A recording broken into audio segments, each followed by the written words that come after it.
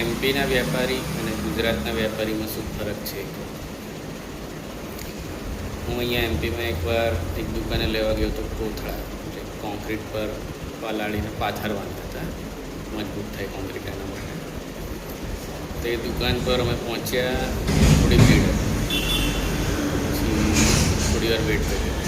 પછી દુકાનદારને કીધું કે ભાઈ કોથળા જોઈએ છે. એને કીધું આપું. મેં કીધું કેટલા? તો કે 30 રૂપિયા. કીધું ચલો ઠીક છે, કંઈ નહીં, આપી દો. તો મેં વેઇટ કર્યો. પછી કીધું કેટલા જોઈએ છે? કીધું 50 કેવા જોઈએ છે? તો કે હમણાં તો નહીં થાય, હમણાં તો મારું બંધ કરવાનો ટાઈમ, બપોરના 3 વાગે. ચલો બંધ કરવાનો ટાઈમ થઈ ગયો, એ વાત બરાબર છે એમની જેઓએ.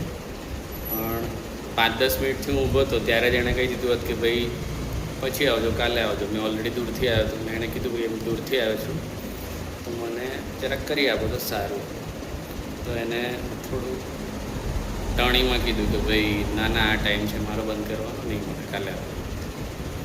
એટલે 10 મિનિટ વેઇટ કરાયું, પ્રાઇસ કહી દીધી, ઊભો રાખ્યો. પછી બી કે નહીં ચાલો.